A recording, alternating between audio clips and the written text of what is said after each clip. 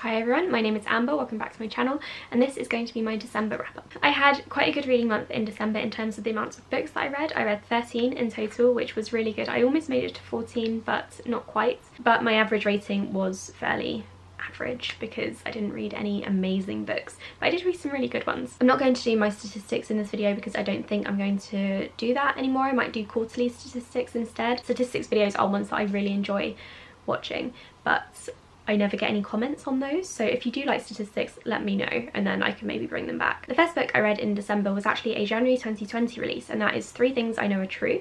This one I gave 3 stars. It's YA contemporary, it's written in verse, which is the reason for the lower rating because I don't really tend to connect with books that are told in verse. It's about a teenage girl whose brother was paralysed after playing around with a gun that he found in his friend's attic. It follows the family up to and beyond the court case where they are arguing that the friend's dad should have locked the gun away. Like, why is a loaded gun sitting around where children can find it? I thought it was very topical and political. I did really enjoy it. I got very invested in the characters, but because I don't really enjoy novels told in verse, I felt some sort of disconnect, and that's why I only gave it 3 stars. But I would highly recommend this book, especially if you like YA contemporary, because like I said, it is very topical. It talks a lot about gun control and gun laws, but without getting too dry. The next one I read was one that I absolutely loved. I gave it 4 stars, and that is The Toll by Neal Shusterman. This is the 3rd book in the Arc of the Scythe series. I have a review for this entire series coming up soon as I record it. The Toll is the 3rd book in the trilogy. It wraps everything up and introduces you to a lot of new things as well. It's a very chunky book. I think it's over 600 pages. Neal Shusterman has clearly gotten a bit carried away with this world that he has created, and I feel like this series could have been expanded into a few more books, but that's what happened with the Unwind trilogy. It was originally a trilogy and then it became a quartet, so maybe he didn't want to go down that route again. But I did really enjoy this book. You probably all know what Scythe, the first book, is about. There are these 2 teenagers who basically become these angels of death. They are trained to kill people because human beings have now become immortal in this dystopian utopian society. It's an incredible series. I'm really excited to talk about it in my review, so stay tuned for that. I then read a 3-star read. That was The Picture of Dorian Gray by Oscar Wilde. This one I gave 3 stars because I already knew what was going to happen. I think this is my problem with classics. I never really seem to enjoy them that much, especially the most well-known ones, because I've seen the movie, I've heard references to it throughout my life, and nothing was shocking to me. And to be honest, this was easy to read for a classic, but it wasn't anything standout. So I appreciate it, but it was not my favourite book. I read The Last by Hannah Jameson, and this one is post-apocalyptic. It's set in a hotel in Switzerland. It starts with bombs going off, nuclear bombs go off around the world. Various important cities in the US, the UK, Germany, Europe, China are all destroyed, or we think they're destroyed, we're not entirely sure. This group of people are stuck in the hotel in Switzerland and they're trying to survive the apocalypse, and they don't really know what's been going on because their internet has been cut out. In addition to all of that, the main character finds the dead body of a young child in one of the water tanks, and he wants to investigate and find out who murdered this child and also who she is, because he's got no idea. I did really enjoy this. It was a very fast-paced read. I flew through it. It's told in diary entries, or letters rather. I think he's writing a diary for his wife who's back in the US. It was just a really easy read, a lot of fun. I gave it 3.5 stars and I would recommend it. The next one is one that I'm so happy about finally bloody finishing, and that is Jane Eyre by Charlotte Bronte. I started this one back in 2015, I think, and it was a slog to get through.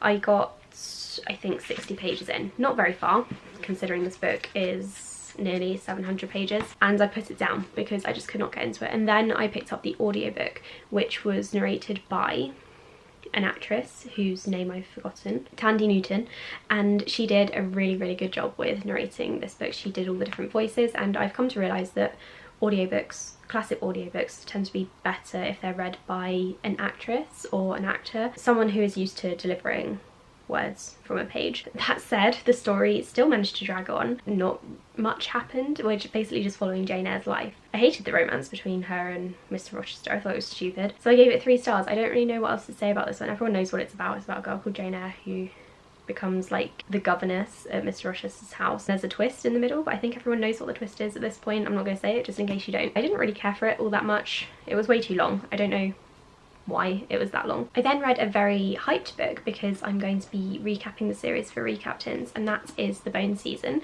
I gave this one 2.5 stars. I'm just going to put it out there right away because I didn't enjoy it and I don't want to upset people because this is kind of a beloved book. Actually, I'll tell you what it's about first. So it's about a girl called Paige who lives in a futuristic London. People have clairvoyant sort of powers. They can mind read, dream walk, tell the future, all sorts of things. She gets kidnapped. Is this going to spoil you? I'm not sure. The back doesn't actually say much, so I'm not going to go into too much detail, but she gets kidnapped and taken to Oxford by a different type of person. There's just too much information. Like, this book is packed with language, different species, different mythical beings, different types of clairvoyancy, and it was just really confusing. It took me forever to get into it. I didn't really enjoy it all that much, and then to top it off, the romance between Paige and the guy who she was enslaved by, can't remember his name, that was awful. I really hope that doesn't continue in the rest of the series because I am aware that there is a sort of guide on the different types of clairvoyance. So this is all the information that I was working with. Trying to find all the different types of things that were being mentioned throughout this book and flipping back was a pain, and honestly it was the most ridiculous thing. So I didn't really enjoy this book, which is a shame. I probably am not going to enjoy the second book, but I need to get a recap up on Recaptains, so I'm a bit conflicted. Maybe someone else can do it for me. And then I read a couple of YA books to kind of like cleanse my palette and get over that mess.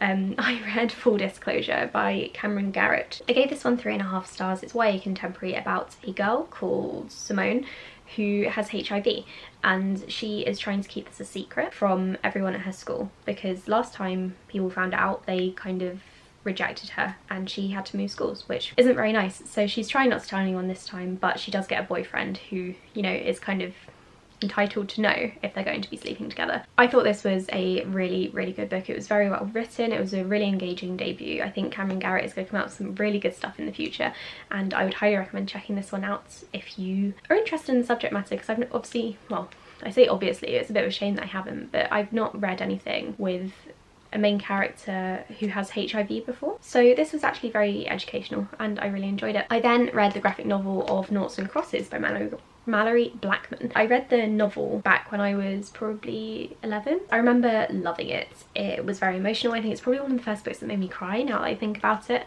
and I wanted to give it a go in graphic novel format. I don't know if I'm going to recap this series for Recaptains because it's an old series and everyone seems to know what it is and there are no new books coming out, but maybe other people would find it useful. I really enjoyed this graphic novel. I definitely preferred it when I was younger and I read it as proper prose, so I don't know if that's because of I prefer prose or because I was younger or what. So I'm probably going to pick up the novel, which I do have on my TBR shelf, again and see how I feel about it. This graphic novel was really good. It packed pretty much, I think, the entire story in there, at least all the main points. I don't remember anything that had been taken out, but again, I did read it quite a few years ago. I gave this one 3 stars just because it was short, it was a graphic novel, and my only gripe about it is that the illustrations weren't in full colour.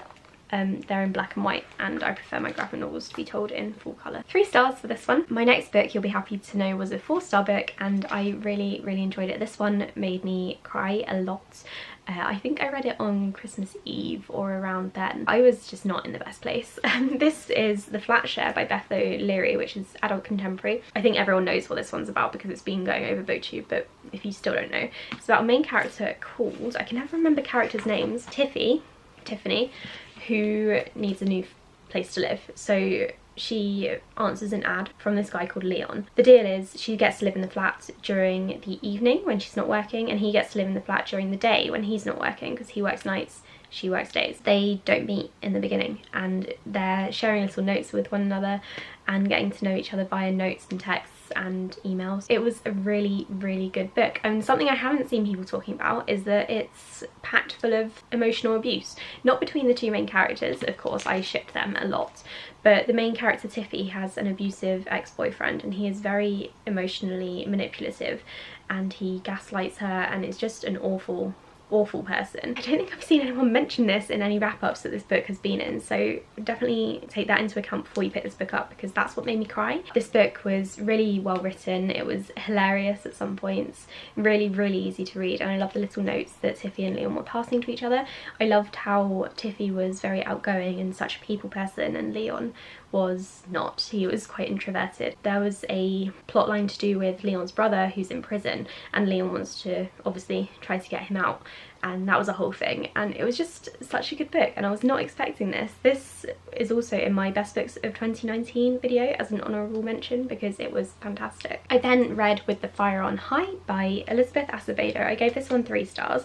It's about a girl, I should probably check the names before I talk, who is a very good cook. She wants to be a chef. She is put into a culinary arts class at school, and the class is set to go to Spain to learn different types of cuisine and to work in restaurants. Emily and her grandmother don't really have much money, and on top of that, Emily has a child. She's a teen mum, and she gave birth, I think, in her freshman year. It's a very young toddler. She's struggling to balance life as a mum, a granddaughter, a teenager, high schooler, a cook. It's really good. I enjoyed this one a lot more than I enjoyed The Poet X, which was written in verse. Again, don't really connect with books written in verse.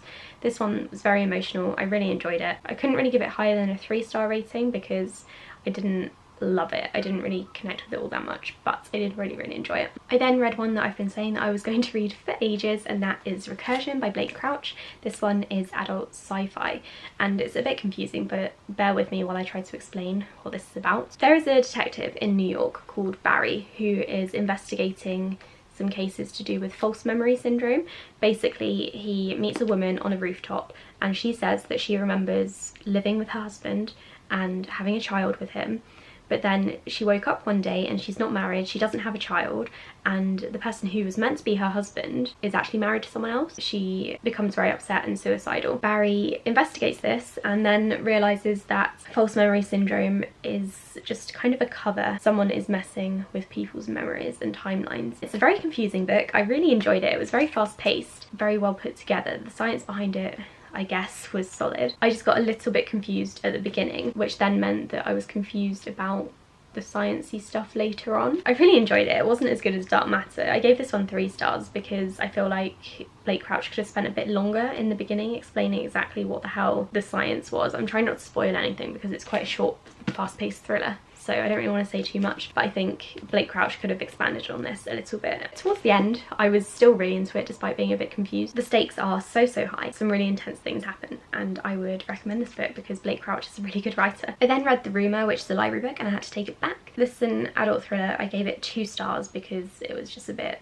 bland, I think. This one is set in a small seaside town. The main character hears a rumour. The rumour mill is saying that there is a child killer living in this small town. The mums at the primary school are all gossiping about it. You don't know if there is actually a killer around, where she is. It's all very up in the air, and the main character kind of gets involved with this mystery. It was not the best book. It was actually quite boring, and I didn't really like the ending either. And I guess the twist I didn't see coming, but that's because we weren't given enough information in the first place. It wasn't really a twist or a misdirect. It was just kind of like, I'm withholding this information from you so you can't find X. That said, it was an easy enough read. If you're wanting a quick thriller, then by all means pick this one up. I just have read better. Finally, the 13th book is one that I gave 4 stars to, which means that I ended 2019 on a positive note. That book is Diamond City, which is a 2020 debut. It's coming out at the end of January. It's YA fantasy and it's very good. The main character gives off strong Aelin vibes from Throne of Glass, but that's okay. She's an assassin and she is given a mission to assassinate a very important person in exchange for a lot of money. She messes this up and then has to try to fix things, basically, and we discover a lot more about the situation and why she has to murder this guy. Throughout it all, she's also kind of in an abusive almost relationship with the guy who owns her. It's kind of about overcoming that, as well as her friendship with various other people, and she's also bisexual, which is a massive plus. Those are the 13 books that I read in December. Thank you so much for watching. I will speak to you all in my next video. Bye.